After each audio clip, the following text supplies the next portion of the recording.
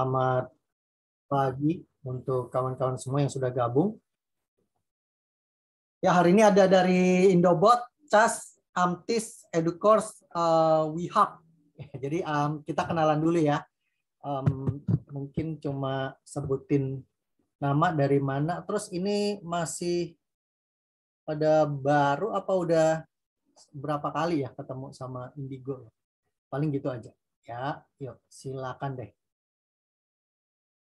Kita mulai dari siapa nih? Saya sebut aja atau mau langsung? Nah, ini ada. Coba ya, urutan aja ya. Dari Indobot.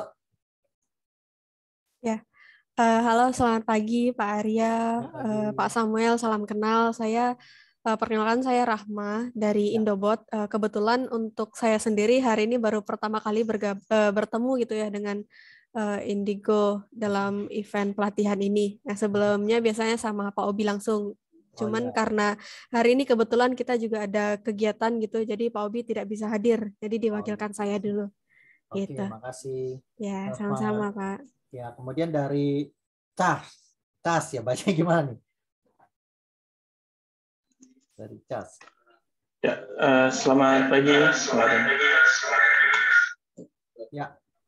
Ya, perkenalkan Pak, nama saya Arif, saya dari CAS Pak, ya startup di Indigo lah. Kalau kami sih domisilinya di Purwokerto, jadi untuk terkait dengan training ini sih baru pertama kali ini kami mengikuti training terkait dengan hal ini. Oh ya. Ya Pak, gitu. Itu di bidang apa ya ininya? Apa bergerak? Di bidang finansial teknologi Pak, kalau di kami, tapi khusus untuk sekolah. Oh, khusus sekolah. Oke, makasih Pak Ari. Pak Harinya hadir Pak Hari? Ya, hadir Pak. Hadir juga ya. Makasih ya, selamat bergabung. Kemudian dari Amtis. Ya, halo selamat pagi Pak Arya, saya Ivan dari Amtis. Kita sih di Indigo-nya udah lama nih, dari 2017-an. Tapi kalau di CSA baru sekali ini ikutan. Oke. Jadi kalau Amtis sih kita untuk lebih ke manajemen di konstruksi alat berat seperti itu. Ya. Untuk usage-nya Pak, manajemen usage-nya? Ya. Atau aset manajemen, bukan? Aset manajemen sebenarnya. Oke. Ya. Makasih ya Pak Ivan, selamat bergabung. Kemudian dari Educourse. Ya, selamat pagi Pak. Perkenalkan saya Anissa dari Educourse. Untuk Educourse ini merupakan startup pendidikan. Nanti untuk Ibu Mutiara sebagai CEO dan foundernya akan menyusul ikut berpartisipasi di sini. Baik, terima kasih. Berapa lama gabung dengan Indigo? Kalau untuk Educourse sendiri baru-baru kemarin sih Pak, tahun kemarin. Sip. Kalau gitu selamat bergabung ya. Kemudian dengan WeHub ya, WeHub atau WeHub nih bacanya? WeHub Pak. Oke, WeHub. Ya, silakan. Dengan siapa nih? Ya, halo semuanya. Saya dengan Marini, saya mewakili dari WeHub. Di sini ada Mbak Triasti juga sebagai foundernya. Untuk saya sih baru pertama kali ya bergabung di CSA ini gitu. Ya, oke. Di bidang apa nih bisnisnya WeHub? WeHub itu lebih ke agribisnis ya. Oh, oke. Berarti punya kebun atau cuma untuk middleman aja distribusi? Kita distribusi juga dan ada B2B juga sih, langsung ke petani juga gitu. Ya, oke kalau gitu. Makasih ya teman-teman semua sudah bergabung. Hari ini kita di pengenalan investasi. Saya rasa dari Indigo juga akan memberikan yang cukup detail ya mengenai pengenalan investasi dari jenis-jenis investor gitu ya, bagaimana startup itu dari awal sampai ke menuju ke IPO misalnya ya. Tapi ada beberapa hal yang sebelum masuk ke pasar modal nanti, jadi ada dua materi kita di pengenalan investasi, jenis-jenis investornya. Nanti baru saya akan ceritakan sedikit mengenai pasar modal, karena tidak menutup kemungkinan setelah startup kawan-kawan ini berkembang, kemudian semakin besar dan butuh investasi dari para investor yang ujung-ujungnya tuh kebanyakan kan di pasar modal ya. Nah, itu ada pengenalan sedikit supaya dapat gambaran kira-kira nanti harus dealingnya sama siapa aja sih, ada mekanisme apa sih gitu ya. Tapi nanti untuk hal-hal yang lebih detailnya kelihatannya kita akan bahas di sesi selanjutnya ya. Jadi ini baru pengantar aja ya. Coba saya izin dulu untuk share screen supaya mempermudah untuk visualnya karena ada beberapa hal yang perlu kita lihat ya. Ini coba saya share screen saya dulu. Apakah ini udah terlihat?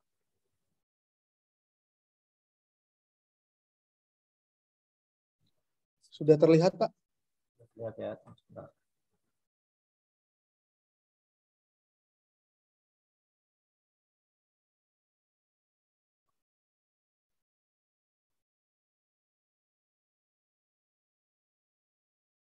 Agak apa? Oke, ini.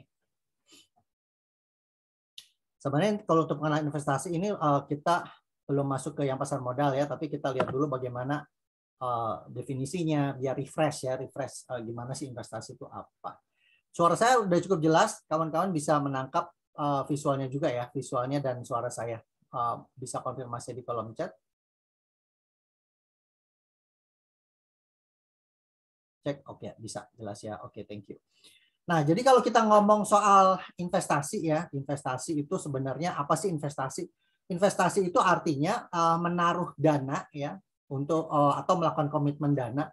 Tujuannya untuk pengembalian ekonomi atau memperoleh hasil ya dari dana tersebut selama suatu periode waktu tertentu. Ada yang investasinya di bawah 1 tahun, ada yang bisa jangka menengah 3-5 tahun, ada yang lebih dari 5 tahun. Ya, biasanya dalam bentuk arus kas periodik atau nilai akhir untuk pengembaliannya. Jadi ada yang misalnya invest nanti mau pengembaliannya sekaligus misalnya. Tapi ada juga yang invest kemudian dia bisa dapat uang atau pengembalian dalam bentuk secara berkala misalnya tiap bulan apa 3 bulanan bisa seperti itu. Ya, jadi intinya investasi itu memberikan materi, harapan ada imbal hasilnya. Nah, biasanya kalau dalam bentuk aset itu adalah terapresiasi dalam sejalan dengan waktu. Misalnya kalau investasi itu ada yang berbentuk fisik ya, berbentuk fisik. Misalnya beli tanah, bukan beli tanah 1-2 pot ya, tapi beli tanah yang ada sertifikatnya misalnya gitu, nilainya diharapkan bisa meningkat ya. Atau misalnya kalau investasi orang beli apartemen atau properti itu bisa disewakan, nah itu bisa dapat dalam periode misal apa tahunan ya, atau 6 bulanan itu bisa ya, sejalan juga propertinya juga meningkat ya sebagai aset. Nah, aset-aset lain entah itu di paper aset ataupun ke dalam bisnis, membeli bisnis, para investor itu mengharapkan ada peningkatan nilai ya, kemudian atau bisa mendapatkan secara periodik pengembalian atau imbal hasilnya.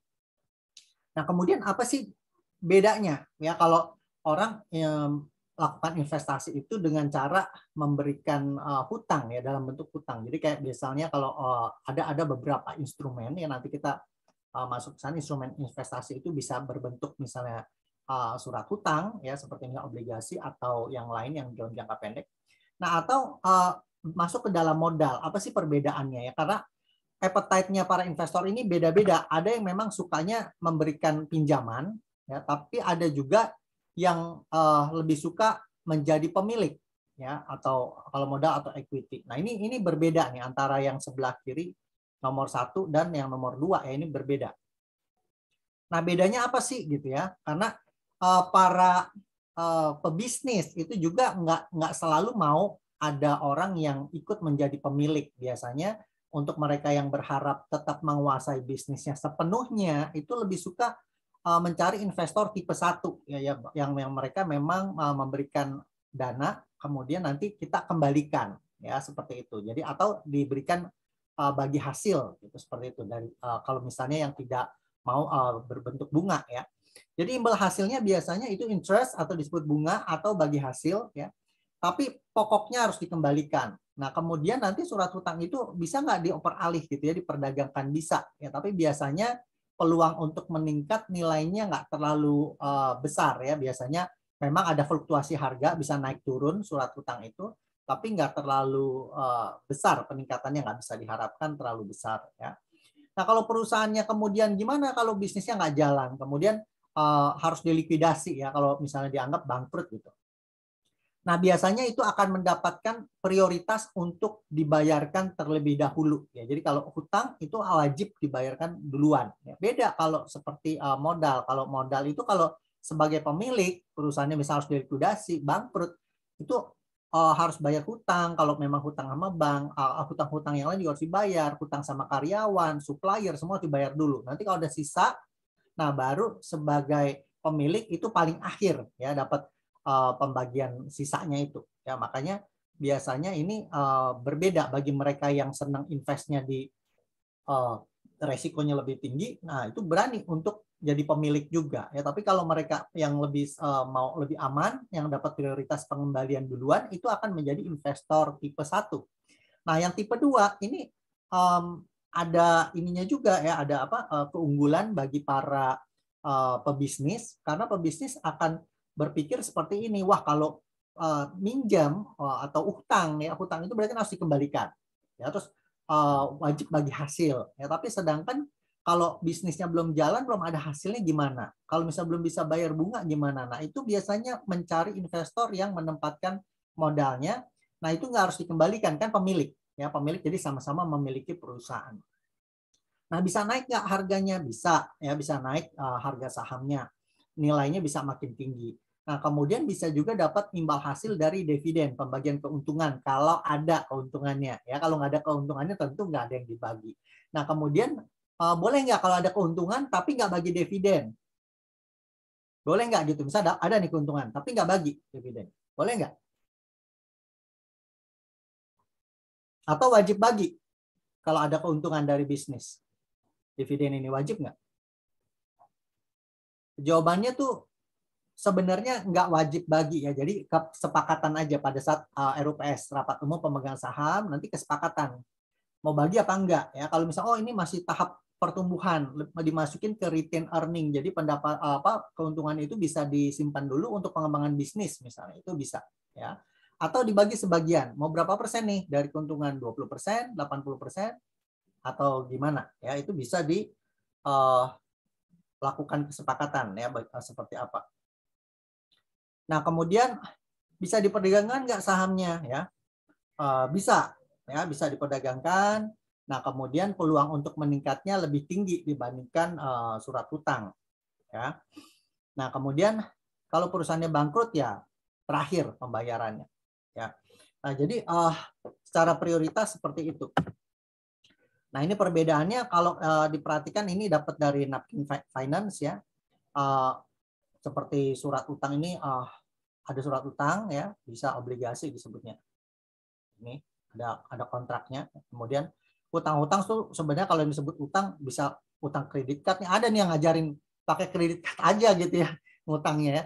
Nah atau biasanya ada kalau di luar negeri itu student loans ya, jadi bisa pinjam kemudian nanti dipakai untuk kuliah ya, nanti mereka udah kerja bisa balikin cicil ya, atau misalnya bisa mortgage untuk rumah atau properti. Ada lagi utang ya, utang futures. Nah ini ya kalau yang bisnis, utang bisnis, nah yang ini nih di sini biasanya ya.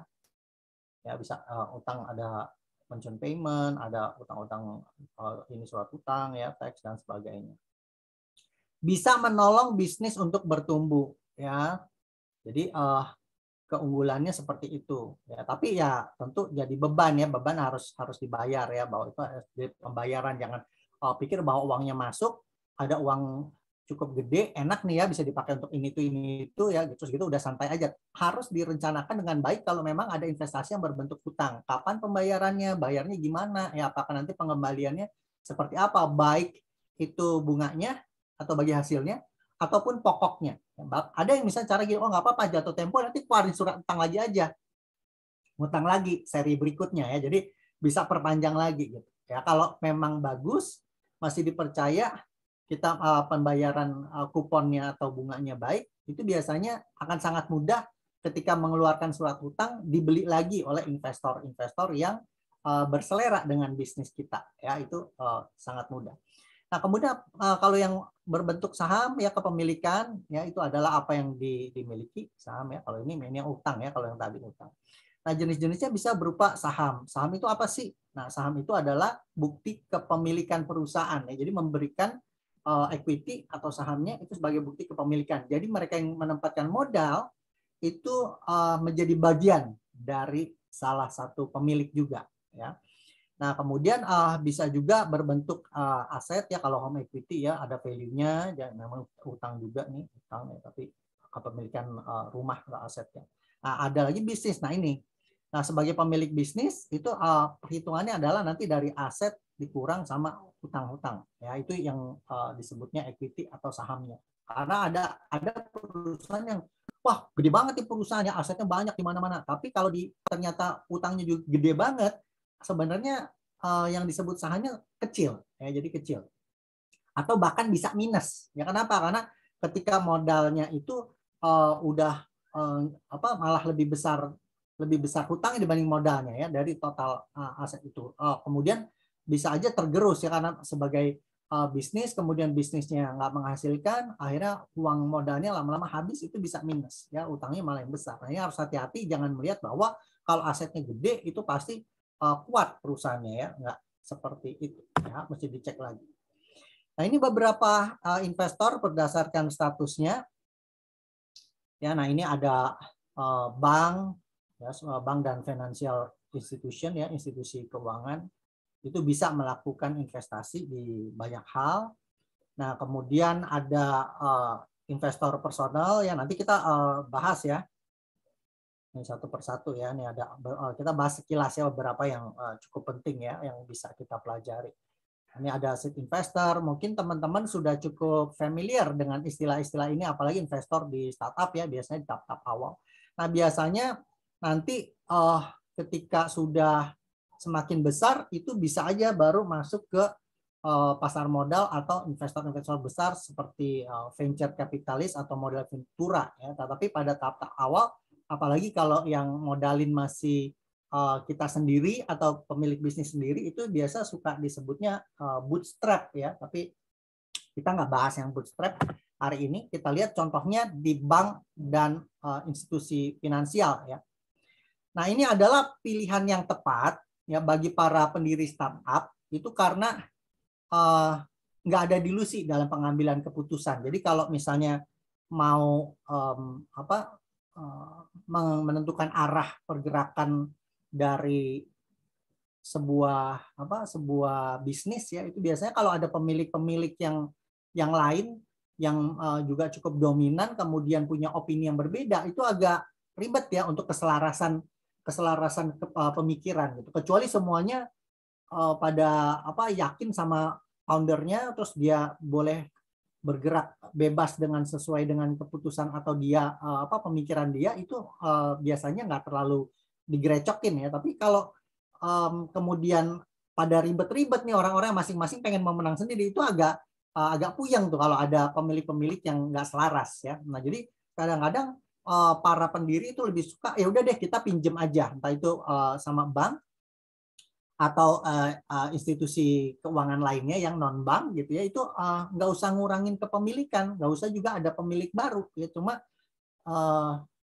ada investasi uang masuk, ada likuiditas ya, jadi berupa pinjaman ya. Nah, itu para pendirinya memiliki kekuatan penuh dalam operasinya, tapi itu biasa berdampak pada profitabilitas ya. Kenapa? Karena mesti ada bagi hasilnya atau bayar bunga ya, atau kupon ya, seperti itu. Jadi ya bayar bunga sih biasanya kalau ada hutang ya. Nah, jadi sebenarnya ini bukan investor sih, sebenarnya lebih kasih pinjaman ya. Tapi sebagai pendiri itu biasanya menikmati manfaat sebagai pinjaman, bisa modal kerja pada saat dipakai aja baru dihitung ya. Atau ada kredit lain atau jalur kredit, kemudian kartu kredit bisnis dan lain-lain, itu bisa dipakai ya, bisa untuk bayar supplier atau apa ya. Jadi tapi bentuknya hutang. Cuma ini ada leverage atau tambahan kekuatan dari sisi likuiditas ya. Nah, untuk mengamankan dana bisnis dari lembaga-lembaga ini itu biasanya merupakan tugas yang sulit ya. Ini membutuhkan pembuktian otoritas dan ada tanggung jawab bisnis untuk kita share juga bisnis plan-nya seperti apa. Biasanya bank itu lebih mau ada jaminan ya. Kalau repotnya adalah kalau kita nggak punya kolateral, itu jadi dianggap nggak bankable. Kita mau pinjam, kemudian kamu punya apa ya, nggak punya apa-apa sih, itu agak repot ya. Itu yang juga salah satu biasanya hambatan ya untuk pebisnis pemula ya. Tapi ada program-program yang untuk UMKM misalnya atau bisnis pemula itu ada dipermudah. Tapi wajib membagikan rencana bisnisnya. Jadi misalnya dia punya modal sekian, ya kan? Kemudian kemudian dia membagikan rencana bisnisnya, harus ngasih tahu supaya dia bisa terbaca juga, mampu mengembalikan. Ya. Rencana bisnis yang khas itu meliputi ada detailnya bisnisnya seperti apa secara komprehensif, ya. Terus deskripsi bisnisnya, kegiatannya apa, produknya, layanan perusahaannya apa, proyeksi keuangannya seperti apa, kemudian rencana untuk implementasinya tujuannya apa, oke pinjam untuk apa sih gitu ya, untuk bayar utang lainnya lagi, atau dia mau rencana untuk advertising marketingnya butuh dana atau apa ya. Jadi nanti akan dianalisa juga oleh yang memberikan pinjaman ya, layak atau tidak. Nah, oleh karena itu kriteria ini membuat bank memahami kemampuan founder atau pendirinya untuk mengembalikan uang. Jadi mereka harus lihat pendanaan bank ini nggak sebesar investasi angel investor ya, tapi memastikan awal yang baik untuk pengusaha pemula sebelum mendapatkan dana dari investor yang sebenarnya. Jadi lebih cenderung pinjaman. Coba sampai sini ada yang mau tanya dulu atau diskusi, silakan.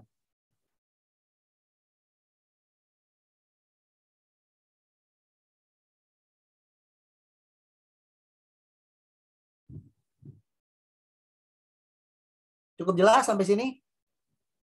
Kalau cukup jelas saya lanjut dulu ya. Saya takutnya putus nih. Putus nggak? Nyambung, masih connect kan? Masih connect Pak, masih Pak. Oke, sip. Saya lanjut dulu ya.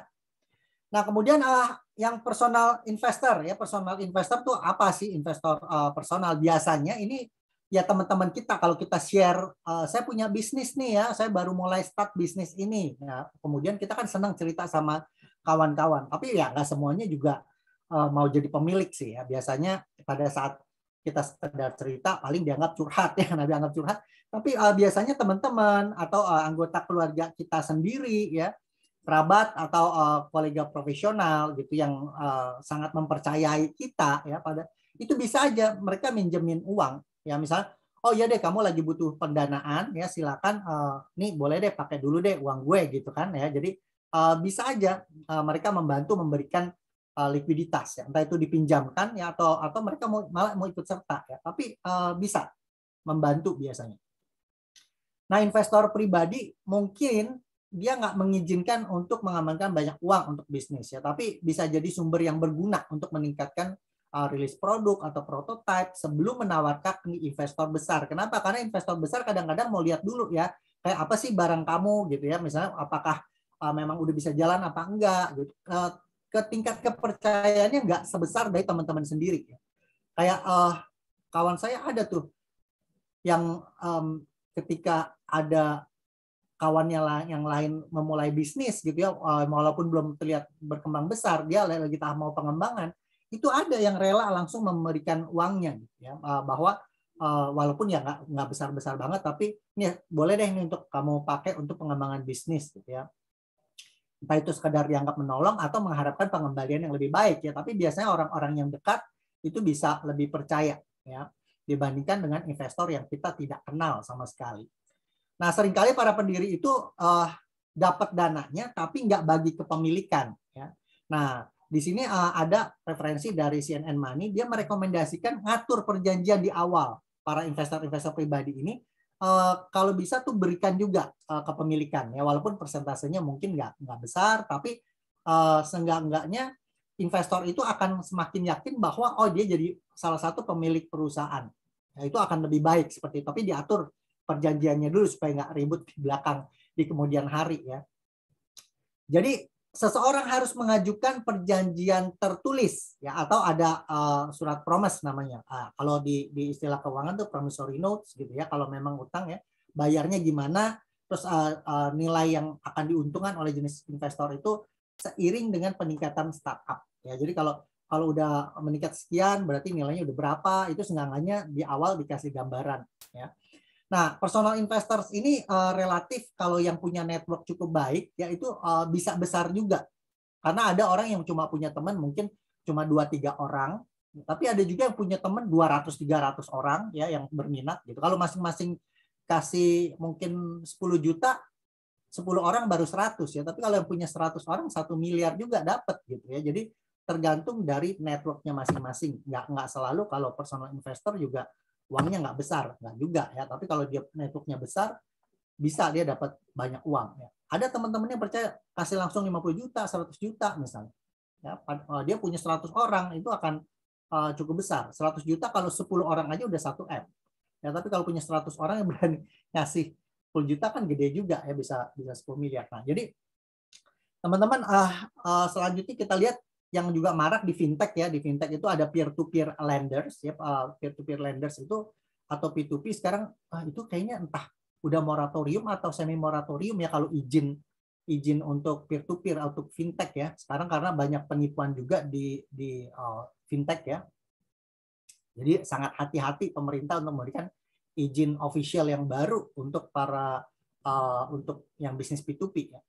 Nah, ini adalah metode pembiayaan utang terbaru memanfaatkan teknologi. Biasanya ada ininya ya, ada aplikasinya, kemudian ada kredit scoring-nya tertentu, kemudian jenis-jenisnya juga ada yang buat apa, buat bisnis, ada yang buat yang lain-lain ya kegunaannya. Nah, ini ada big data untuk memungkinkan peminjam terhubung dengan pemberi pinjaman ya, itu bisa langsung ya dibantu sama platform. Jadi dibantu sama platform. Jadi kalau dibilang tanpa perantara sih enggak juga. Yang disebut tanpa perantara itu sebenarnya adalah para yang membutuhkan dana dengan yang akan memberikan dana ini bisa ketemu langsung melalui platform ya. Jadi ya platform itu sih perantaranya sebenarnya. Cuma kelihatan lebih langsung karena nggak ada, kalau seperti bank itu kan sama sekali nggak bisa langsung kontak. Jadi kita naruh uang di bank, deposito misalnya. Nanti bank yang akan mengucurkan ke pebisnis yang membutuhkan pinjaman, sama sekali nggak ada kontak ya. Tapi kalau di sini kita bisa lihat langsung, bisnis yang mana yang kita mau pilih ya untuk memberikan pinjaman. Itu kalau yang mau invest. Nah, ini biasanya membutuhkan pendirian pengusaha startup itu di situs web peer-to-peer ya atau ke aplikasi. Harus ini ada nih seperti Prosper, Lending Club, ini contoh-contohnya aja dia. Kalau di Indonesia juga banyak pilihannya. Mungkin di Indonesia itu teman-teman ya kayak apa Danamart, kayak Coinworks dan macam-macam ya supaya nggak promosi satu peer-to-peer produk tertentu. Jadi perlu kita buat profil. Ini saya bisnis apa sih ya? Kemudian sekarang sebesar apa? Terus mau pinjaman buat apa? Nah, ini untuk proyeknya proyek yang mana? Ya, kemudian akan memberikan return berapa untuk yang memberi pinjaman? Ya, ini perlu dibuat seperti itu. Ini salah satu untuk bisa mendapatkan dana juga. Nah, petunjuk utamanya yang harus diikuti adalah seperti ini ya. Jadi harus ada rencana bisnis ya. Memang rencana bisnis yang bisa ditindaklanjuti. Kemudian soalnya gini, kalau bikin bagus sebagus-bagusnya aja ya nggak apa-apa ya, tapi biasanya pada saat dana itu turun pinjaman kemudian ternyata dipakainya banyak tuh yang akhirnya nggak dipakai sesuai dengan yang direncanakan. Jangan buat pengembangan bisnis, tahu-tahu misalnya setelah uangnya dapat sama foundernya dibeliin mobil ya kan, mobil biar dia pakai sehari-hari, tapi dia bilang, oh ini pengembangan bisnis supaya saya lebih kredibel, bisa lebih percaya sama klien atau siapa ya, whatever lah ya, tapi akhirnya banyak yang akhirnya mismanagement seperti itu ya, kelihatannya gaya hidupnya mewah banget, bilangnya untuk pengembangan bisnis, padahal nggak seperti itu, nggak langsung bisa untuk pengembangan bisnis ya. Nah, kemudian perlu ada riset pasar yang ekstensif, analisis persaingan, proyeksi keuangan, pengembalian diharapkan, itu semua detailnya harus diberikan pada saat kita masuk ke peer-to-peer lending ya. Terus harus berbagi juga sejarah kredit yang diajukan sebagai bisnis yang layak pinjaman. Gimana dong kalau nggak punya histori?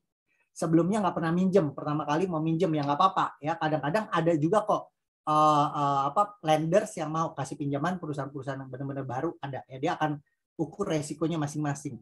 Biasanya juga para lenders itu akan membagi ya, dia misalnya punya dana sekian, untuk yang high risk dia akan masukin berapa, yang moderate berapa ya, terus yang lebih konvensional berapa. Ini ada kawan-kawan saya yang sangat suka banget untuk invest di peer-to-peer lending ya, karena dia merasa oh ya saham juga sangat berfluktuasi, misal peer-to-peer lending lebih aman, lebih stabil. Kemudian dia bilang kalaupun ada yang nggak kembali, ada yang di insurance investasinya di peer-to-peer ya. Jadi relatif dianggap lebih aman ya bagi para lenders. Bagi yang memberi pebisnis yang mau dapat pinjaman dari peer-to-peer gimana, susah nggak ya? Kalau ngomong susah nggak susah sih relatif ya.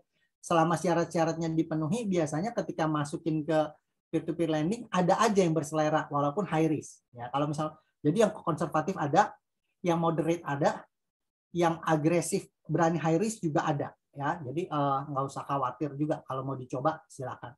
Nah, biasanya perlu juga berbagi latar belakang kita seperti apa, achievement-nya udah sampai mana, ya. Terus kemudian lihat kemajuannya untuk bisa terlibat dengan investor-investor yang ada di sana. Karena cukup banyak ya, apalagi peer-to-peer lending yang sudah populer itu biasanya cukup banyak ya, investornya. Nah, oleh karena itu para pendiri, ya para founder, yaitu ya kita yang sebagai founder itu harus mengetahui dengan baik tentang syarat dan ketentuan untuk bisa dapat pinjamannya. Ya, yang pasti pembayarannya harus tepat waktu. Nanti kalau misalnya ada keterlambatan atau bahkan malah nggak bayar, itu akan jadi record yang kurang baik. Ya, nanti akan lebih sulit jika ingin mengajukan pinjaman selanjutnya. Ya, biasanya itu akan terdata. Banyak nih kalau di personal investor itu malah lebihnya ke data ya. Kadang-kadang pinjam sama temennya kemudian nggak pinjaman teman, kemudian si peminjam nggak ngembaliin. Kadang-kadang nggak semua kawan itu cerita kemana-mana. Ya, ada yang ya udah diam-diam aja. Tapi kalau di lembaga-lembaga yang resmi itu tercatat ya, itu harus hati-hati karena ada record. Nah, kemudian masuk ke seed investors, ini bisa berbagai jenis ya. Di seed investors itu menyediakan sumber daya awal untuk memungkinkan para pendiri mendapatkan pendanaan awal ya untuk memulai usaha. Biasanya memang masuk ke salah satu fase penting dalam perjalanan startup ya, teman-teman bisa pelajari ya, bahwa seringkali tumpang tindih juga dengan investor pribadi ya, karena itu di tahap awal di seed stage itu biasanya personal investor juga masuk. Cuma perbedaannya seed investor itu cenderung lebih berani memberikan uang daripada investor pribadi. Memang mereka itu udah nyarinya pebisnis awal yang dianggap resikonya masih cukup tinggi ya, karena entah itu bisnisnya bisa tetap survive, hidup atau tidak, itu kan boleh dikatakan di seed stage itu masih kurang jelas ya. Jadi biasanya validasinya juga belum cukup kuat. Kemudian yang angel investors, kenapa disebut angel investors itu kadang jadi pertanyaan, apalagi kalau di bahasa Indonesia kan investor malaikat. Kenapa? Kesannya tuh baik banget ya. Bisnisnya mungkin masih belum stabil, belum jalan, nggak jelas bakal hidup apa enggak, kemudian percaya untuk kasih investasi di situ, jadi dianggap oh ini kayak malaikat penolong gitu. Jadi angel investors disebutnya. Ya. Angel investors adalah individu kaya dan high net worth yang ingin berinvestasi dalam bisnis startup yang sedang naik daun. Wah, kayak ulat ya, naik daun ya. Seringkali mereka adalah pendiri startup, pengusaha, atau pemimpin bisnis perusahaan. Kadang-kadang mereka sebenarnya punya bisnis sendiri juga, tapi mau diversification. Ya. Jadi mereka mau, oh ya udah ini mau bisnis yang lain. Dia lihat apa yang lagi berkembang. Ya. Tapi mereka tahu banget bahwa kalau bisnis yang lagi berkembang itu resikonya juga tinggi. Ya, biasanya gitu. Nah, kalau ada uang-uang lebih yang nganggur ya daripada ditaruh di tempat yang juga return-nya nggak jelas ya, maksudnya nggak jelas tuh nggak bertumbuh ya, kadang apalagi sekarang kalau taruh di deposito itu kecil sekali ya, kecil sekali. Apalagi di US dollar itu kecil sekali ya imbal hasilnya. Tapi kalau ditempatkan di dalam suatu bisnis, sangat mungkin ketika bisnis ini bertumbuh dengan pesat, atau istilah casualnya kan, wah kalau bisnis ini meledak ya kan, itu bisa dapat return yang lebih tinggi dari investasi yang ditempatkan. Ya. Nah, mereka sering mencari big hit. Big hit itu saat menilai perusahaan. Jadi nyari ini kira-kira mau meledak nggak nih bisnisnya? Kira-kira bisa bertumbuh pesat nggak bisnisnya? Ya. Nah, karena mereka lebih pengalaman, tahu berbagai bisnis, bisa aja memberikan pendampingan dan pembinaan bagi para pendiri baru ya, dalam pertumbuhan bisnisnya.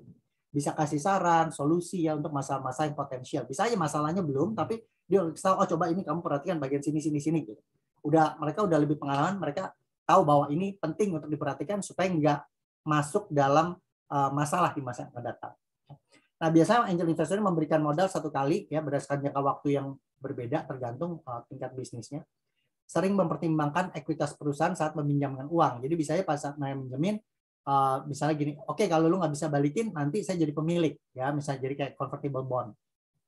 Atau bahkan langsung minta bagian kepemilikan bisa juga ya. Kalau lihat prospeknya bagus banget, bisa aja langsung minta bagian sebagai pemilik. Ya, jadi para pendiri ini bisa menjangkau angel investor melalui dari ya ada yang nyari LinkedIn ya, atau dari penawaran email atau promosi langsung, ada pas lagi gathering kumpul ya, atau ya koneksi, jaringan koneksi yang lain ya dalam bidang yang sama. Biasanya kalau pertemuan bisnis itu bisa ya. Nah, kemudian apa sih venture capitalist ya? Venture capital atau modal ventura ya, ini juga menjadi sangat populer ya bisnis ini. Investor-investor venture capital sangat populer belakangan ini ya, makin populer di Indonesia juga. Padahal di luar negeri udah cukup lama ya. Nah, ini adalah investor yang kuat yang meningkatkan bisnis startup ya. Biasanya VC atau venture capitalist ini mengumpulkan uang dari perusahaan-perusahaan ya, kalau asuransi itu dana pensiun, apa bisa ada uang besar ya. Kemudian untuk diinvestasikan lagi ke perusahaan-perusahaan yang berisiko tinggi yang awal-awal ya. Tapi mereka bisa mengukur resikonya ya, mereka punya cara untuk mengukur risiko. Nah, investasi berisiko tinggi itu datang dengan pengembalian yang sangat tinggi. Jadi dibilangnya high risk, high gain ya gitu kan, yang memang harus diberikan oleh pendiri. Jadi kalau startup bilang ya ini high risk tapi high gain. Sebenarnya VC itu bukan cari yang high risk, high gain, tapi mereka mau high gain, tapi mereka mau resikonya, mereka mengenali resikonya. Ya, jadi mereka mau bisa terukur resikonya. Nah, sebagian besar pilihan kapitalis ventura adalah ide bisnis yang divalidasi. Jadi mereka ada cara untuk melakukan validasi ya. Nah, kemudian ada traksinya, terbukti ya bahwa memang orang mau pakai produknya misalnya. Kemudian orang menginginkan pelayanan itu misalnya ya. Nah, kemudian bagaimana akses di market ya? Apakah memang di market bisa stay, bisa ada pertumbuhan, itu juga dilihat ya oleh para venture capitalis. Nah, proses mengembangkan visi itu sangat lengkap karena mencakup semua tinjauan penilaian bisnis yang komprehensif ya. Jadi ini mungkin di tahap yang boleh dikatakan lanjutan ya. Kalau di awal-awal sekali itu biasanya visi enggak. Visi itu jarang yang masuk di seed stage ya. Walaupun sekarang ada startup-startup yang nyari langsung visi, langsung nyari venture capital. Baru awal gitu. Mestinya padahal mereka harusnya nyari inkubator, akselerator, mereka langsung cari visi gitu. Ada yang kayak gitu. Yang lucunya saya juga bingung, kadang ada yang visi yang langsung mau ya ke seed stage. Sampai saya pikir apa ya ini visi beneran atau visi yang apa dia memang menyisihkan juga untuk yang di seed stage gitu ya. Padahal biasanya visi itu masuk ketika sudah ukurannya udah masuk ke SME ya, atau small and medium enterprise, itu visi baru lebih punya appetite ya. Jadi kalau di awal sekali biasanya visi nggak mau juga sebenarnya. Dengan investasi besar, maka mereka menginginkan proporsi kepemilikan yang tinggi. Ya, biasanya ada tuh langsung mintanya besar. Ada yang mintanya bahkan ada yang langsung lebih dari 50%. Ya, ini harus hati-hati ya. Karena berpotensi melemahkan kekuatannya founder. Jadi banyak venture capital akhirnya mengarahkan, kalau di bahasa halusnya ya memandu founder pakai nasihat, pengalaman mereka, karena mereka lebih pengalaman. Malah foundernya disetir gitu. Padahal si founder itu yang lebih memahami dengan pasti bisnisnya, lika-likunya, passionnya di sana. Biasanya kalau visi yang baik itu agak memberikan kebebasan ke para founder ya, apalagi yang benar-benar paham di bidang itu. Jadi hati-hati kalau malah visinya ini yang tujuannya bukan untuk mengembangkan. Ada nggak yang tujuannya bukan untuk mengembangkan? Ada ya. Cuma kelihatannya kalau dibahas detail nanti jadi takut ya teman-teman. Soalnya kenapa? Karena gini, ada misalnya tujuannya bukan mau supaya berkembang gitu, malah justru supaya nggak jalan gitu ya. Nah, ini hati-hati ya. Nanti next time kita ngobrol ya lain waktu ya. Tapi kita bahasnya soal lagi permodalan investment. Jadi ini salah satu alternatif yang cukup baik yang nanti mungkin teman-teman akan sampai ke situ juga ya. Cari dapat venture capital yang bisa memberikan modal. Nah, biasa size-nya di sini ini perbedaan antara investor dan besarnya pendanaan. Jadi biasa kalau yang masih awal-awal kita pendanaan pribadi sendiri ya, ini self di sini ya, teman-teman sendiri gitu, warga, atau bisa pakai, sekarang udah ada equity crowdfunding di Indonesia juga udah ada ya, karena waktu itu diatur akhir tahun 2018 harus jadi ya kalau nggak salah, itu karena kacau di Indonesia tuh, waduh, orang suka-suka bikin crowdfunding sendiri ya, tapi kemudian banyak yang scam. Ada yang nggak bisa dibilang scam karena benar-benar dia jalani bisnis, tapi bisnisnya kemudian nggak survive ya, tapi kemudian akhirnya rancu sama yang benar-benar scam. Ada punya ide, kumpulin orang, suruh nyetor, habis itu kabur ya, ada yang kayak gitu. Makanya bisa jadi stigma.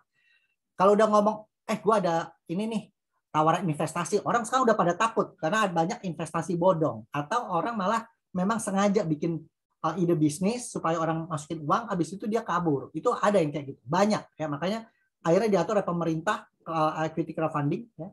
Nah, kemudian banyak juga akselerator ya, akselerator, inkubator itu juga masih di tahap awal, di seed stage sampai tahap early growth. Nanti makin besar baru masuk ke venture capital ya, yang kira-kira seperti ini. Jadi urutannya seperti ini ya. Kalau angel investor biasanya mereka melihat udah size-nya lebih gede dibanding kalau teman-teman kita sendiri ya, ini angel investor.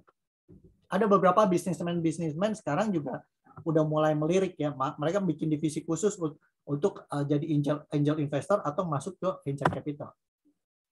Nah, kemudian ini juga mungkin kalau teman-teman cukup familiar ya, ini di luar negeri juga udah cukup banyak ya, PE atau private equity investor ya. Ini merupakan alternatif lain sumber pendanaan ya. Jadi apa sih bedanya sama yang lainnya? Biasanya private equity cenderung lebih general dibanding seed atau angel investor ya, lebih berani memberikan uang yang lebih besar ya. Nah, berapa kegiatan utamanya private equity itu mengumpulkan uang dari mitra terbatas ya. Jadi mereka juga cari uangnya dari mana, sumber-sumber yang cukup besar ya. Terus mereka membeli perusahaan baru yang potensial ya. Jadi di sini membeli ya, bukan kasih pinjaman. Jadi mereka membeli ya. Kemudian membantu portfolio perusahaan. Jadi bagaimana cara supaya efisien perusahaannya, terus gimana supaya operationnya bisa lebih baik ya. Kemudian mereka akan menjual perusahaan itu sebagai exit strategy. Jadi mereka membeli, nanti mereka bikin kayaknya kalau istilah casualnya seperti didandanin deh supaya lebih cakep ya, atau dibikin supaya lebih sehat, atau dibikin supaya lebih kuat ya. Kemudian nanti udah lebih kuat, kemudian mereka jual. Ya, jadi kalau analoginya mungkin kayak bisnis penggemukan sapi ya. Mereka cari sapi yang bibitnya bagus, mereka kasih gemuk dulu, habis udah gemuk baru dijual ke tukang jagal atau pemotongan ya, tapi mereka dapat sesuatu karena nilainya naik. Nah, kemudian di sini ada inkubator dan akselerator ya. Nah, inkubator dan akselerator itu menawarkan dukungan yang diperlukan untuk mendiri startup dalam tahap awal. Ya, jadi sangat dibutuhkan sih sebenarnya, apalagi bagi startup yang mungkin nggak terlalu punya gambaran ya, gimana cara supaya bisnisnya bisa bertumbuh baik, gimana supaya dapat investor yang juga baik ya. Itu para institusi inkubator ataupun akselerator ini dibutuhkan ya.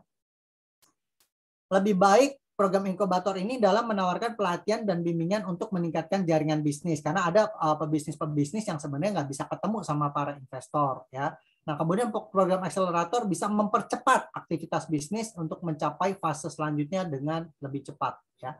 Nah, oleh karena itu ya di sini makanya teman-teman ada di Indigo ya.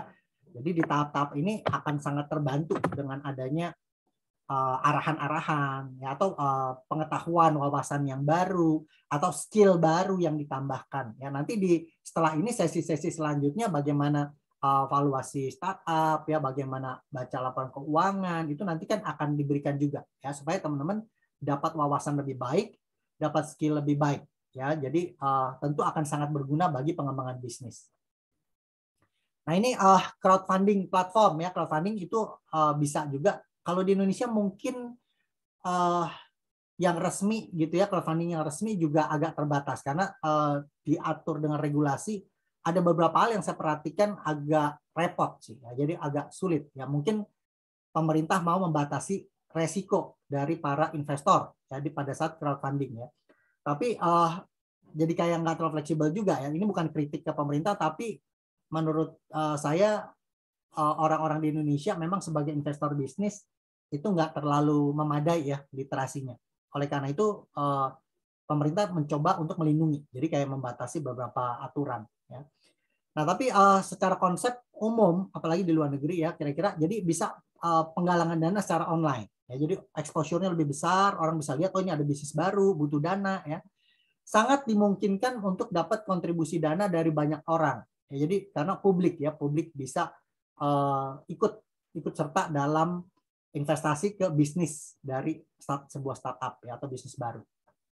Nah, untuk meyakinkan banyak orang itu dibutuhkan profil atau pembuktian ya bahwa oh bisnis ini bisa berjalan baik ya. Apabila dapat meyakinkan orang bahwa bisnis yang dijalankan baik untuk investasi, biasanya akan mudah untuk mendapatkan.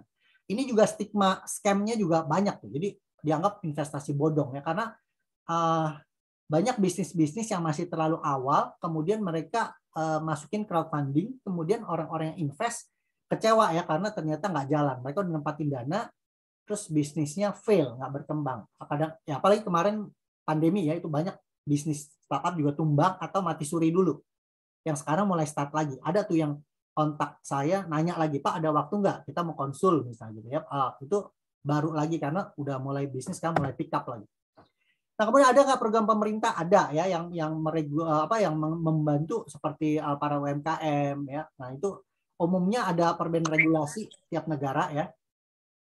Jadi investasi kalau di program pemerintah hati-hati ya. Untuk Indonesia tuh biasanya ada program, contoh kemarin ada kartu prakerja, itu bermanfaat untuk startup yang pendidikan. Jadi waktu itu kalau yang di sini kan ada yang di pendidikan juga ya. Waktu itu yang gara-gara program kartu prakerja ada yang startup yang di pendidikan langsung dapat order besar ya dari pemerintah. Itu sangat menguntungkan ya.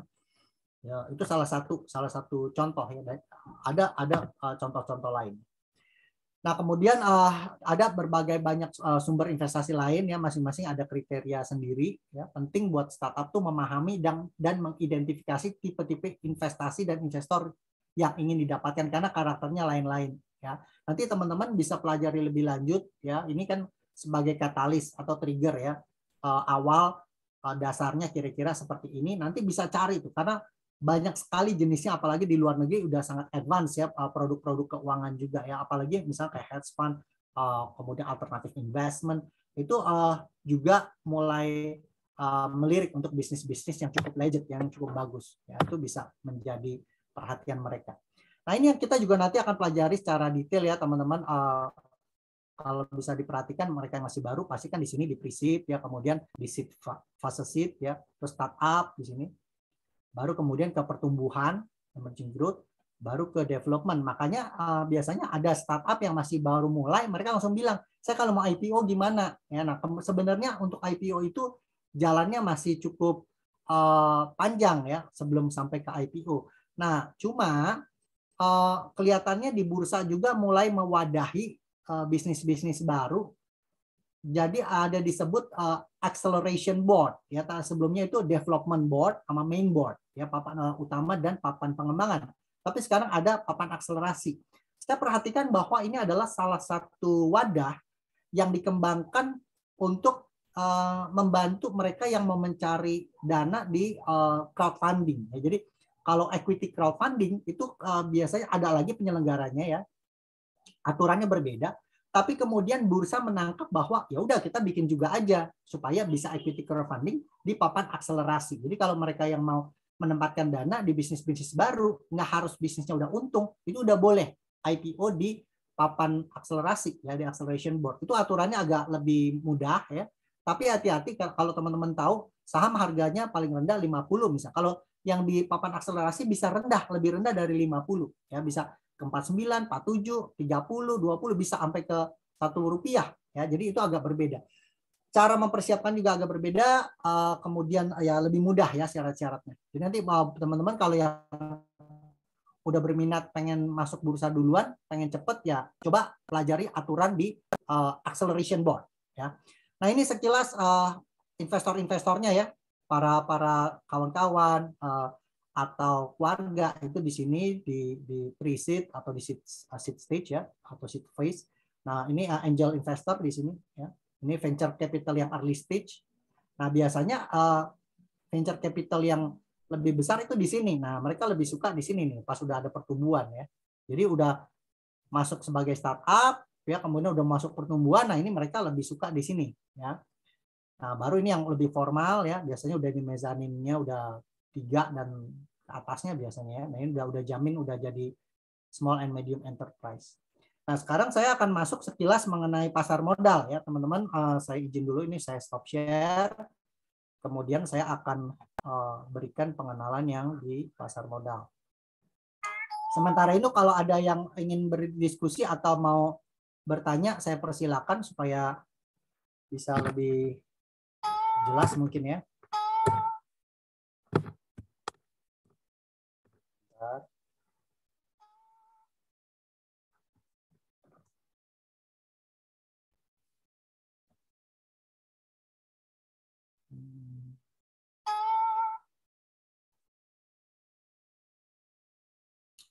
Oke, sekarang kita masuk ke yang pasar modal ya. Bunyinya lucu banget nih.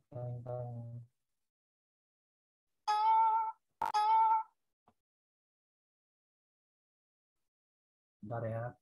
Oke, silakan. Kalau ada yang mau diskusi atau tanya jawab, saya akan berikan sedikit dari yang pasar modal.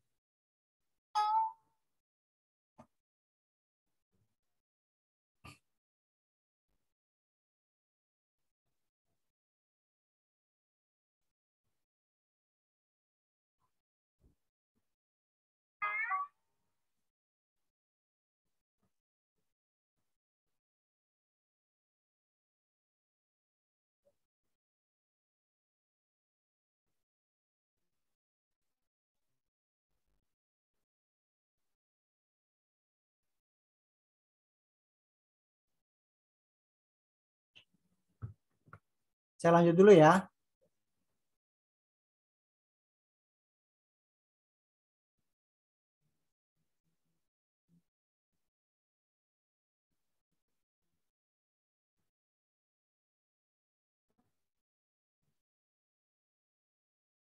Coba ini kelihatan jelas?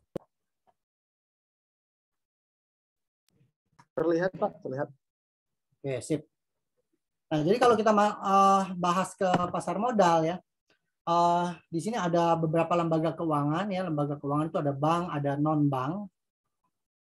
Ada bank, ada non-bank ya. Jadi ya ini yang bank-bank umum ya, BPR, Bank Syariah.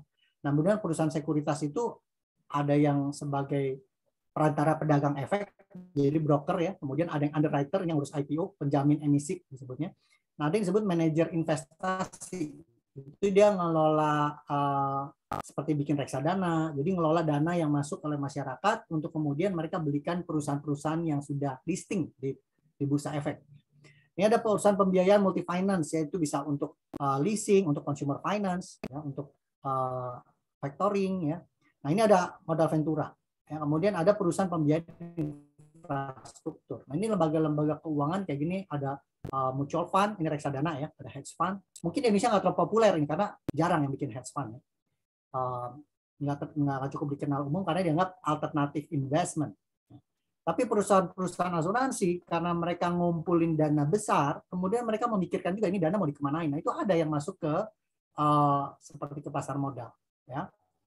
Nah, ini ada dana pensiun juga sebagian masuk ke pasar modal ya, entah itu diberikan surat hutang atau diberikan saham-saham perusahaan yang listing. Ya, jadi kalau teman-teman nanti perusahaannya udah listing di pasar modal, sangat mungkin dibeli oleh perusahaan-perusahaan seperti ini, oleh life insurance atau oleh dana pensiun gitu. Jadi jangan heran nanti kepemilikannya ada investor-investor dari lembaga-lembaga seperti ini ya, atau commercial bank atau investment bank ya, ini seperti ini.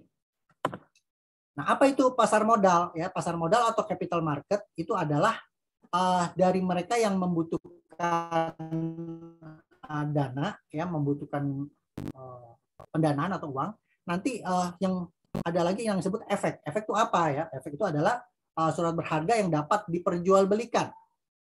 Ya, jadi baik pemerintah atau perusahaan itu biasanya akan menerbitkan efek. Jadi kalau pemerintah butuh uang, nah dia terbitin surat hutang misalnya.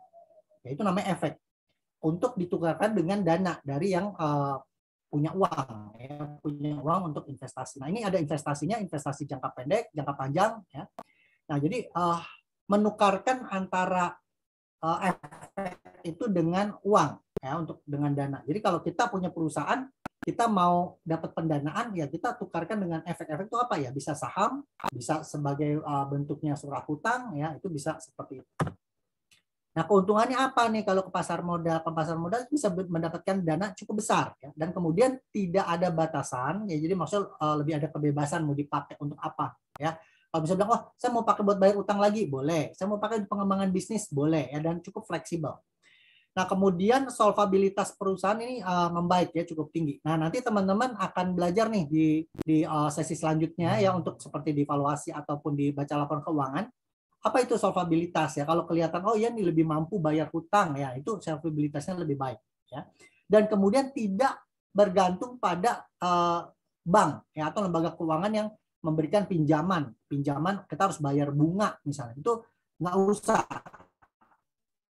ya, karena kalau masuk ke pasar modal kemudian kita nerbitin saham yang bisa diperjualbelikan itu tidak ketergantungan dengan bank ya. Jadi misalnya Anda perlu uang misalnya 100 miliar, kalau pinjam sama bank bunganya aja berapa per bulan misalnya, itu bisa dihitung ya. Tapi kalau ke pasar modal cari investor yang mau ikut invest, Anda nggak usah kebebanan bayar bunga ya.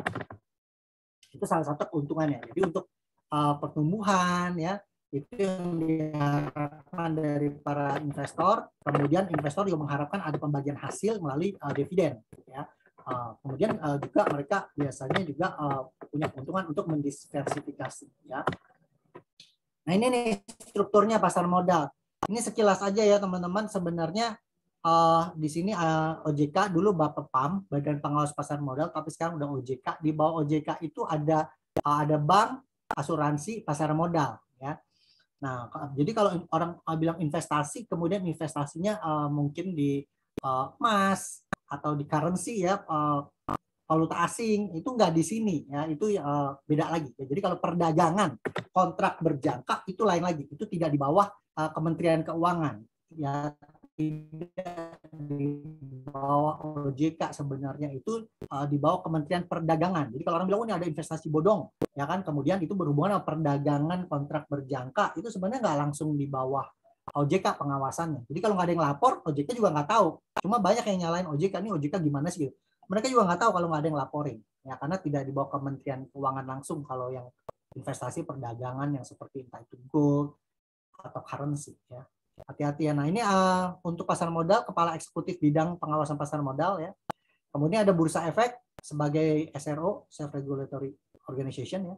Terus ada KP, ini tempat untuk clearingnya. Kemudian untuk naruh saham-saham yang sudah listing itu ada di KSEI ya, Kustodian Sentral. Jadi taruh di mana sih sahamnya, itu udah nggak di seperti dulu, itu kan ada warkatnya ya, disimpan masing-masing pegang. Sekarang nggak, kita taruh di Kustodian Sentral Efek, itu digital ya.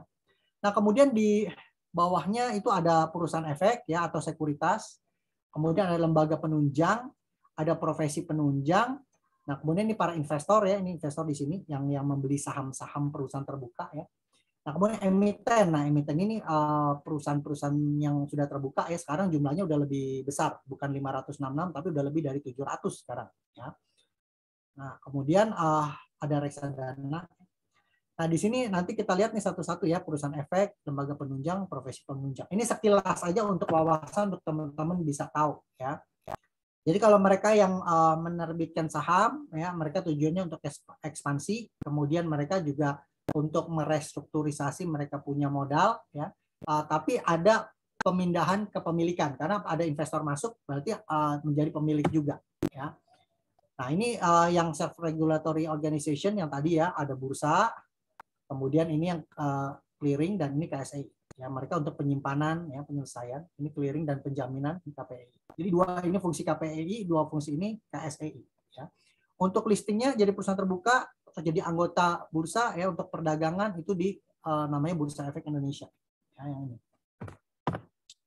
Nah, kemudian perusahaan-perusahaan sekuritas itu apa aja? Kak, saya pernah waktu itu masih kerja di perusahaan sekuritas, waktu ditanya, ada kawan saya tanya, kamu kerja di mana? Saya bilang perusahaan sekuritas, langsung bilangnya, oh itu ya yang nyewain satpam gitu ya. Nah, jadi nggak familiar istilah sekuritis di Indonesia. Ya, sekuritis dianggap tentang jadi bodyguard atau apa. Sekuritis itu artinya efek. Ya, jadi efek. Jadi kalau penerbitan efek, kalau di luar negeri disebut sekuritis, kalau di Indonesia disebutnya efek. Ya.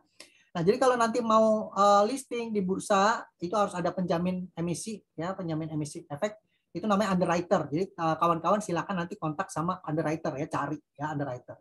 Nah, kemudian untuk memperdagangkan itu biasanya pakai broker dealer ya, wakil perantara pedagang efek. Nah, untuk fund manager ini kalau masuk ke reksadana ya, reksadana biasa fund manager ini akan yang mengelola dana. Nah, kemudian ada fungsi juga sebagai investment advisory. Pastikan penasihat investasinya itu punya lisensi yang resmi dari OJK. Ya. Nah, ini lembaga penunjang. ya, ada Biro Administrasi Efek. Jadi dia mencatat, ini disebutnya Biro Administrasi Efek. Biro Administrasi Efek ini mencatatkan siapa memiliki berapa besar atau berapa banyak jumlah saham. Ya, jadi kalau misalnya kita udah listing, ya, perusahaan kita udah listing, terdaftar sebagai perusahaan terbuka di bursa, ya, kan nanti ada namanya TBK, ya. Nah, jadi artinya perusahaan terbuka. Nah, teman-teman, ini sering jadi bercandaan sih dari para investor, ya. Para investor kalau lihat perusahaan TBK itu kadang-kadang kalau yang bagus, transparan, ya, pengelolaannya baik, itu benar-benar disebut perusahaan terbuka, ya. Tapi banyak juga tuh yang telat laporannya, laporan keuangannya telat, terus bisnisnya kayak nggak jelas, orang udah invest, penerapannya nggak sesuai rencana, ya. Akhirnya suka dikatain itu TBK-nya bukan perusahaan terbuka, tapi perusahaan terbengkalai. Ya, nah itu cuma kayak joke aja, ya, atau mereka bercanda aja ngomong seperti itu. Tapi ternyata banyak loh yang seperti itu, yang benar-benar bagus itu ternyata juga nggak mayoritas, ya. Jadi hati-hati, ya, kita jangan sampai jadi perusahaan TBK, ya, TBK terbengkalai, ya, tapi jadilah perusahaan TBK yang terbuka, transparan, pengelolaannya baik, bisnisnya juga berkembang, ya. Nah, kemudian ini ada bank kustodian, ya, kemudian ada wali amanat, biasanya ini mewakili kepentingan dari investor, ya, pada saat penerbitan obligasi. Nah, ini profesi-profesi penunjang, siapa aja sih yang nanti kita akan berurusan kalau mau jadi perusahaan terbuka, ya. Nanti ada akuntan publik, ya, ada konsultan hukum, ya, terus kemudian ada auditornya, auditor legal, ya, kemudian ada penilai, ini appraisal, penilai, ya. Penilai itu ada penilai bisnis dan ada penilai properti. Ya, jadi kalau appraisal nanti carinya penilai bisnis. Ya, jadi menilai bisnis kita berapa sih, perusahaan kita ini nilainya berapa sih, ya. Nah, di sini ada notaris juga, ya, notaris. Kalau di pasar modal sebenarnya nanti ada yang relate sama notaris pasar modal. Ya, kemudian ada juga fungsi analis. Ya, ini salah satu fungsi yang cukup penting, ya, untuk bisa melihat suatu bisnis ini baik atau nggak baik, ya. Kalau di pasar modal sekaligus bisa juga membantu memperkirakan berapa sih nilai per lembar saham, ya. Nanti kalau teman-teman mau tahu lebih lanjut, nanti ada tuh pas di evaluasi startup, ya. Kita melihat dari sudut pandang analis, ya. Nah, kemudian di sini ada pengantar untuk pengetahuan efek, ya. Saya sekilas aja. Jadi efek itu adalah bisa berupa surat pengakuan hutang, bisa surat berharga komersial, saham yang cukup populer, ya. Nah, kemudian obligasi, ya. Kemudian di sini ada reksadana, ada option, terus ada derivatif. Nah, derivatif dan option saya nggak bahas hari ini, ya, karena nggak terlalu relevan dengan teman-teman di startup. Tapi untuk saham dan obligasi kelihatannya cukup dekat, ya, karena nanti ketika ada mau membagi kepemilikan bagi para investor, ya, walaupun belum ke pasar modal, berarti perlu mengetahui bahwa saham ini bukti kepemilikan yang bisa dibagikan, ya, bagi ke investor. Kemudian kalau teman-teman juga mau ada ngembangin surat utang, ya, atau itu obligasi atau medium term notes atau promissory notes atau apa dalam jangka pendek juga bisa, ya. Nah, ini Undang-Undang Pasar Modal pasal 70 ayat 2, pembinaan, pengaturan, pengawasan efek yang berikut bukan dilaksanakan oleh OJK Pasar Modal, ya. Jadi efek bersifat utang, sertifikat deposito, polis asuransi, penawaran efek yang terbitkan Jaminan Pemerintah Indonesia, penawaran efek lain ini tidak di bawah OJK Pasar Modal, ya. Ini beda. Ini kalau yang pasar modal nggak pegang ini, ya. Jadi sertifikat deposito tidak di OJK Pasar Modal.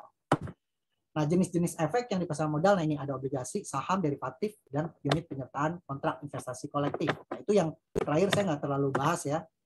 Nah, ini teman-teman bisa baca nanti pelan-pelan, materi ini dibagikan, silakan, ya. Tapi saya akan menekankan hari ini lebih ke saham dan obligasi, ya. Untuk right saya nggak jelasin detail, ya, nanti mungkin di sesi yang lain, ya, karena relevan atau korelasinya dengan startup tidak terlalu dekat pada saat ini.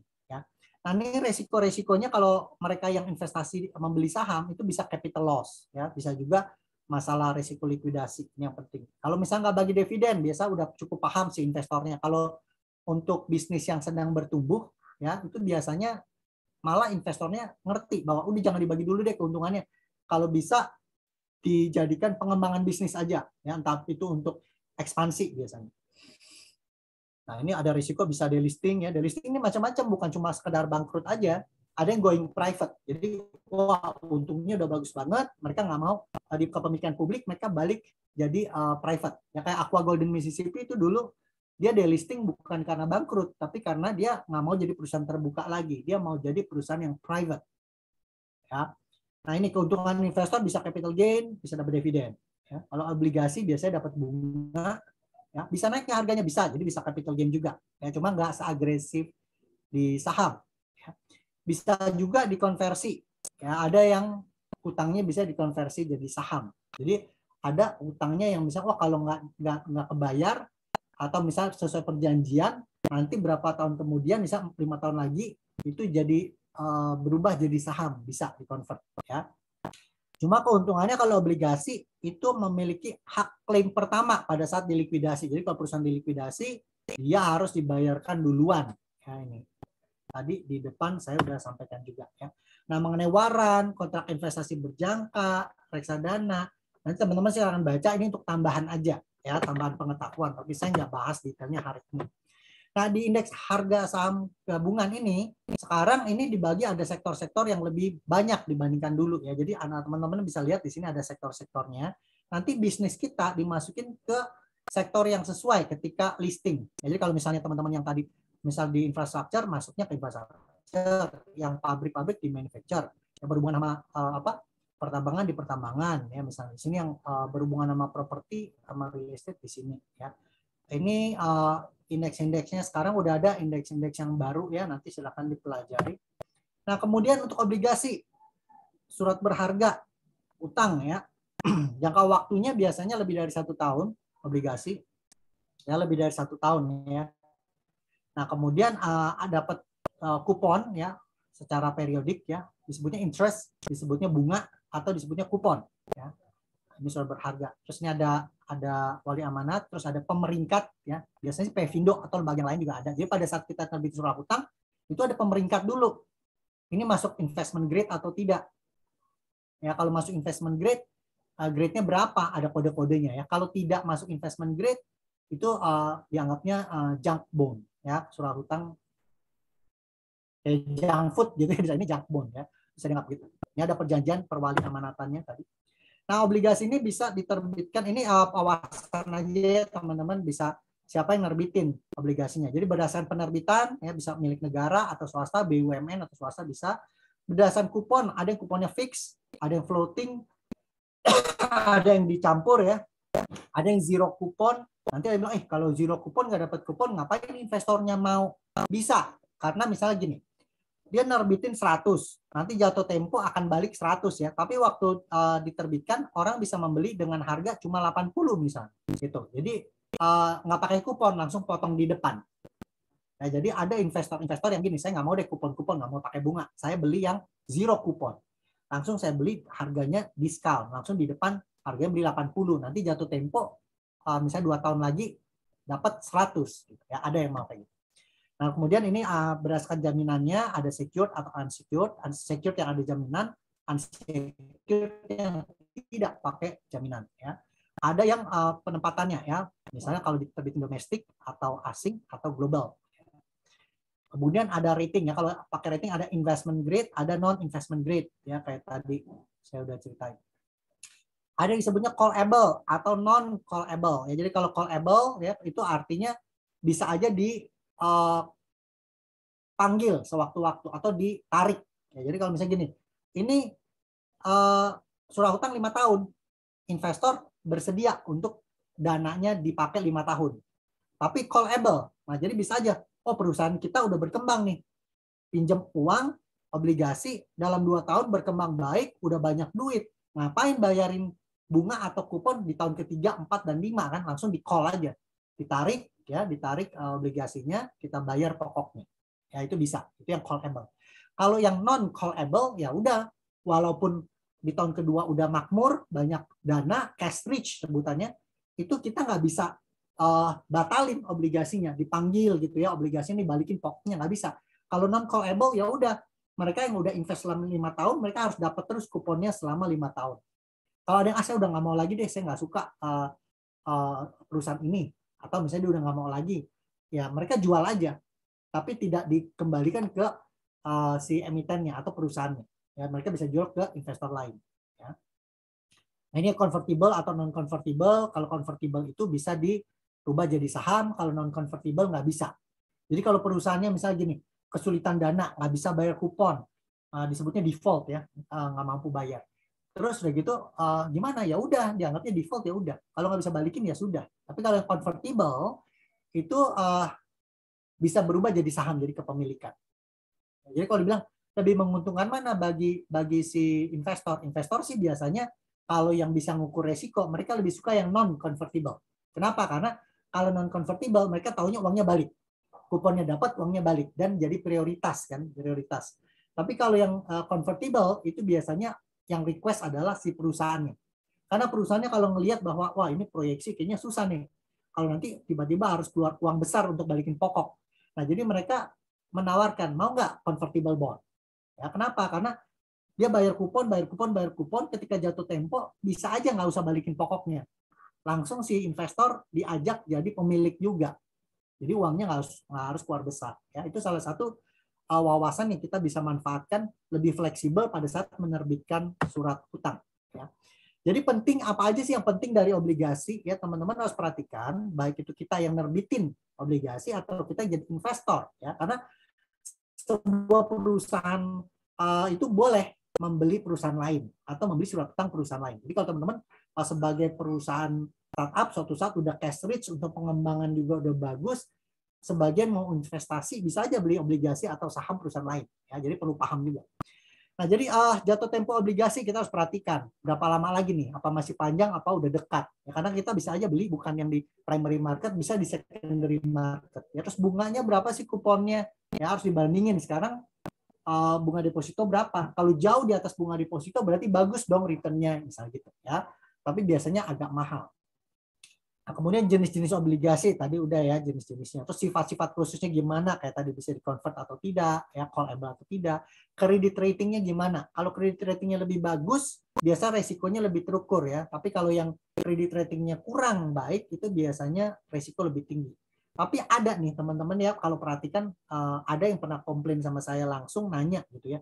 Ini kenapa nih? Saya waktu beli credit ratingnya bagus itu obligasi, ya bagus banget investment grade dan very good. Tiba-tiba sekarang nggak bisa bayar. Kok ada nih yang kayak gini? Ya ada, karena waktu di scoring itu credit ratingnya waktu bisnis itu berjalan. Begitu kena pandemi, nggak ada order, nggak punya revenue, nggak bisa bayar, ya mungkin aja. Jadi entah itu siklus bisnis atau kondisi perekonomian secara makro itu bisa merubah kondisi suatu perusahaan. Ya, jadi jangan heran kalau yang kredit ratingnya tadinya bagus bisa tiba-tiba nggak mampu bayar kupon ya, atau bahkan nggak bisa balikin pokok. Ya, itu mungkin saja terjadi. Jadi nggak jamin ketika pilih kredit rating yang terbaik pasti aman. Ya, jadi kalau di investasi, teman-teman di investasi atau di dunia keuangan itu dikatakan bahwa gini, kalau invest apa yang aman? Selama di atas muka bumi ini nggak ada yang aman. Apapun tuh nggak ada yang aman. Selalu ada resiko. Makanya bagaimana mengukur resiko itu ya. Dalam berbagai bidang pun begitu ya, entah itu bisnis, keuangan, social interaction, in relationship itu juga selalu berhubungan dengan seperti itu, uncertainty ya. Jadi nggak jamin yang kredit ratingnya terbaik pasti tidak akan default gitu, enggak ya. Dulu ada perusahaan-perusahaan juga yang transportasi bagus banget, pengembangan bisnisnya bagus, asetnya banyak, default juga pembayaran kupon atau obligasinya ada ya. Waktu itu 2 listing bahkan di Singapura sama di Indonesia kalau teman-teman masih ingat ya. Cuma kalau nyebut nama kayaknya khawatir nanti kurang enak ya. Lain waktu ya kalau temu darat kita bisa bahas kasusnya lebih komprehensif. Nah, ini bagaimana redemption-nya, retirement-nya ya, obligasi ya, itu gimana untuk nebusnya. Resiko investasinya kita harus perhatikan karena bisnis yang berbeda bisa aja resikonya berbeda ya. Apa sih resiko-resiko investasi obligasi? Nah, ini currency-nya harus kita perhatiin, di call apa enggak, resiko politik, Y2M itu yield to maturity. Ya, nanti bisa ada perhitungannya sendiri ya. Hari ini saya nggak bahas karena cukup panjang perhitungannya. Apakah kita belinya at discount atau kita belinya premium atau kita belinya par ya, sama dengan auto penerbitan ya. Ada resiko interest, liquidity. Ya kalau interest berubah, suku bunga berubah itu bisa berubah juga selera kita ya. Karena investor Sekarang kalau suku bunga rendah, kemudian dikasih obligasi yang misalnya 7-8% setahun, udah seneng. Ya. Tapi kalau nanti suku bunga bank naik sampai 10%, obligasi yang 7-8% itu nggak menarik. Lebih baik taruh di deposito. Gitu, ya. Nah ini purchasing power, risiko ini masyarakat ya, terus industri juga ya, industri risk. Ada sangat memungkinkan kalau satu industri itu lagi bertumbuh pesat, bagus. Tapi ketika tidak, kemudian itu bisa aja jadi masalah. Ya. Itu teman-teman ada polling pelatihan, silakan nanti diklik dan diisi ya sambil kita jalan. Masih ada waktu sedikit lagi. Nah ini surat berharga ekuitas itu saham. Nah saham itu ada saham biasa, ada saham preferred. Nah, termasuk ada obligasi yang convertible bond. Nah ini juga ada sifat ekuitas karena bisa berubah jadi saham. Ya. Nah di sini ada right. Saya nggak bahas terlalu detail right sama warrant hari ini ya. Nanti di kesempatan lain kita bahas ya. Nah, jadi kalau instrumen derivatif itu ada underlying-nya. Jadi underlying asetnya apa? Misalnya saham. Nah, turunannya apa kayak tadi right, warrant ya. Jadi ada kontraknya biasanya dipakai untuk pelindung nilai. Nah, derivatif saya nggak bahas terlalu detail hari ini, cuma teman-teman tahu ada derivatif ya, tapi kita nggak bahas terlalu detail. Nah, ini obligasi konversi. Tadi kita udah bahas bisa dikonvert jadi saham ya. Nah, kemudian yang saya mau tambahkan mengenai mekanisme perdagangan, ya sedikit mengenai mekanisme perdagangan di pasar modal itu ada yang perdana. Perdana itu pada saat IPO waktu pertama kali listing, ya, itu disebut pasar perdana. Nah, kemudian ada yang disebut pasar sekunder. Nah, kalau yang teman-teman lihat harga naik turun sekarang, nah itu pasar sekunder. Ya, misal Telkom itu ada naik turun harganya, nah itu di pasar sekunder. Kita bisa beli dari pemilik lainnya, bukan beli sama perusahaan langsung. Ya. Nah, kalau di pasar perdana, itu adalah pada saat kita misal listing di Bursa Efek, itu pasar perdana. Jadi nanti kita sebagai perusahaan atau emiten, itu ada penjamin emisi dan agen penjual yang mengatur untuk bisa investor beli. Ya, jadi investor ini dibagi berapa sih sahamnya, dia beli dengan harga berapa, itu nanti diatur waktu proses penjamin emisi ini untuk listing. Ya, nanti ada agen penjual. Jadi bisa aja dia berfungsi sebagai agen penjual, bisa juga dia ajak agen penjual lainnya. Jadi bisa aja nih kita underwriter-nya 1, tapi agen penjualnya 5 misalnya bisa. Ya, nah itu proses perdagangan di pasar perdana. Tapi kalau di sekunder itu berbeda. Ini ada bursa, udah masuk bursa ya, ini di tengah bursa. Bursa ini akan dibantu oleh broker yang membantu untuk pembelian dan broker yang membantu penjualan. Nah, investor yang memiliki ini akan menjual melalui broker ya. Yang membeli juga melalui broker. Nanti ketemu di bursa, di sini di pasar, ya pasar market. Nah ini perdagangan di bursa ya. Ini teman-teman nggak usah terlalu pelajarin detail untuk wawasan aja ya. Jadi nasabah beli melalui anggota bursa yaitu perusahaan sekuritas. Nanti dicatat di Biro Administrasi Efek. Oh saya jadi memiliki berapa banyak, berapa lembar.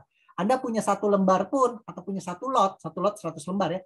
Itu tercatat di Biro Administrasi Efek. Nah, nanti kita transfer uangnya, kemudian settlement di KPKC ya. Yang jual juga melalui anggota bursa, settlement di sini transfer efeknya atau sahamnya. Ya, ini transfer dananya. Nah, ini settlement di sini. Melalui sistem perdagangan bursa namanya JATS atau Jakarta Automatic Trading System. Ya, ini JATS. Nah, sampai di sini untuk perdagangan mekanismenya. Nah, itu kalau teman-teman melalui misal online trading atau apa gitu ya. Tapi kalau misalnya melalui perdagangan remote ini kita nelpon ke perusahaan sekuritas ya, atau salesnya. Nanti salesnya yang masukin order. Ya, nanti ada risk management, verifikasi, nah uangnya cukup apa enggak pesanan nasabah ya. Ini ada namanya penanggung jawab pesanan dan perdagangan, dia akan ngecek dulu ya. Nanti baru masuk ke JATS. Nah, ini JATS untuk saham, kalau untuk obligasi itu FITS, Fixed Income Trading System. Ya, itu bedanya di situ aja. Nah, ini back end yang ngerjain settlement, ya pengelolaan data transaksi bursa, ini di back end. Nah, ini sekilas seperti ini. Semoga teman-teman bisa memahami ya, dapat wawasan tambahan. Terima kasih untuk perhatiannya. Kalau ada pertanyaan, saya persilakan.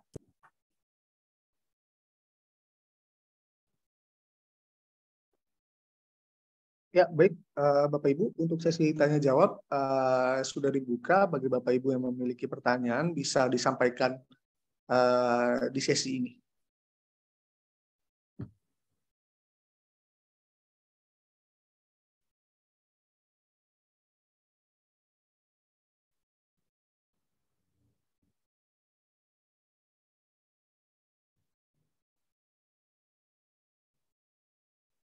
Nggak ada.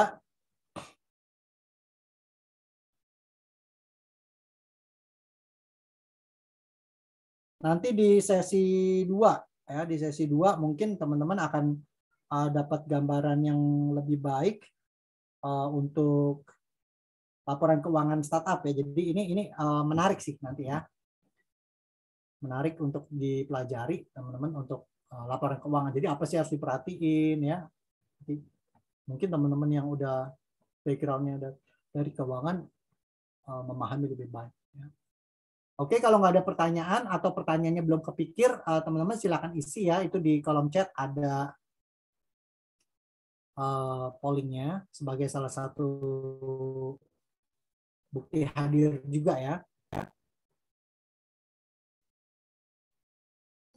Oke, baik Bapak Ibu. Jika memang tidak ada pertanyaan, mungkin kita akan masuk ke sesi dokumentasi terlebih dahulu ya Bapak Ibu. Ya. Diharapkan. Pak Samuel, mohon maaf, mungkin saya boleh ini ya, mungkin mohon maaf sebenarnya mungkin saya belum terlalu paham gitu ya, cuman ingin bertanya dulu, jadi kan di Indobot juga ada, saya juga baru tahu di tahun ini sih gitu, baru paham di tahun ini, baru belajar gitu. Nah, untuk yang tadi apa ya namanya obligasi konversi itu ya, nah itu adakah jangka waktunya gitu untuk konversinya itu sendiri? Jadi kan tadinya surat utang gitu, terus jadi dikonversi ke saham sekian persen seperti itu. Ya, Indobot bisnisnya apa sih? Edukasi teknologi Pak kita. Oh, that's good. Nah, ya. Jadi gini, kalau kita bikin surat utang obligasi convert untuk bisa dikonvert di depan udah dikasih tahu biasa. Ini convertible bond. Nah, nanti ada perjanjiannya.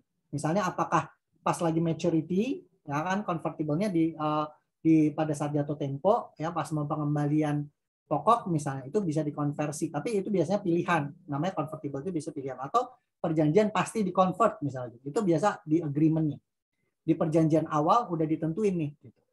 Ya, atau misalnya bisa kalau harga sahamnya sekian maka akan dikonvert dengan nilai sekian ya. Oh, harga sahamnya misalnya dari 100 kemudian setelah listing kemudian misalnya 5 tahun lagi jadi 500 misalnya ya, 100 jadi 500. Maka yang punya megang obligasi itu boleh dikonversi dengan harga 300 misalnya. Nah, itu biasanya si yang memberikan hutang, investor yang memberikan hutang itu akan senang tuh. Harga di market 500, dia boleh convert di harga 300, mereka senang gitu. Jadi mereka mau, kan pertanyaannya gini, kenapa ada orang kok mau ya, dia memberikan hutang tapi dikonvert ke saham kok mau gitu. Nah, itu biasanya dia ada keuntungan dari sisi seperti itu. Mungkin aja prospeknya harga sahamnya lebih tinggi dibandingkan nilai convertnya gitu.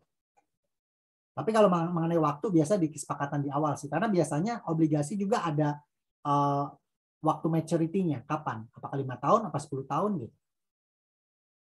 Semoga bisa menjawab ya. Iya. Oke. Mungkin itu aja sih Pak Arya, karena apa ya? Saya juga bingung sebenarnya mau tanyanya seperti apa. Mungkin next bisa saya kontak Pak Arya langsung atau gimana ya, jika boleh. Ada pertanyaan. Ya, boleh. Nanti bisa hubungin ke CSA Institute ya atau Indigo. Nanti kalau mau ada pertanyaan lagi bagi para mentor-mentor yang di pelatihan ini itu dipersilakan. Ya, terima kasih Pak Arya. Ya, sama-sama Bu Rahma. Silakan yang lain. Kalau nggak ada, nanti pertanyaan boleh dikumpulin langsung ke Pak Samuel, boleh juga ya. Karena nanti ini udah masuk istirahat dan sesi selanjutnya. Ya. Oke, terima kasih untuk pertanyaannya dan perhatiannya teman-teman. Ini dokumentasinya gimana? Di foto sama Samuel ya? Iya, betul Pak. Dokumentasi kita nanti akan saya ambil alih dari sini. Jadi Bapak Ibu bisa untuk menyalakan kameranya yang memang bisa. Jika sedang berhalangan, tidak apa-apa untuk tidak menyalakan.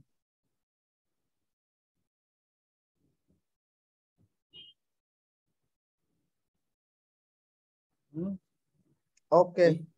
Masih ada lagi yang ingin menyalakan kamera untuk Bapak Ibu? Oke.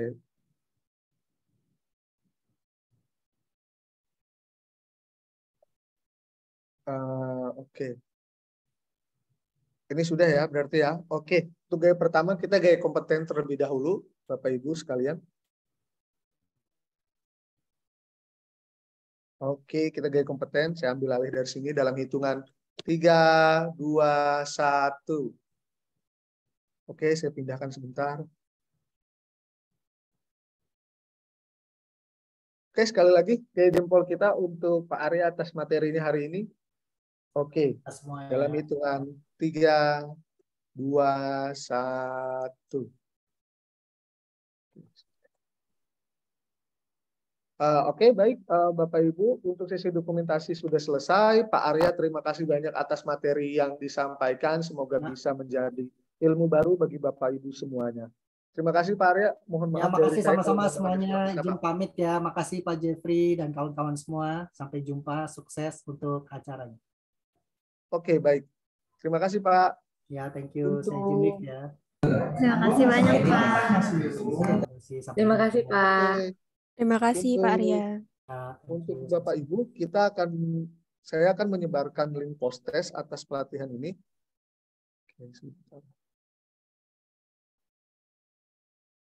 Oke, untuk link post-test dan juga link feedback yaitu polling sudah disebarkan di dalam kolom chat. Bagi Bapak Ibu dipersilakan untuk mengisinya. Jadi nanti ketika Bapak Ibu sudah selesai mengisi bisa langsung keluar dari Zoom meeting. Seperti itu Bapak Ibu.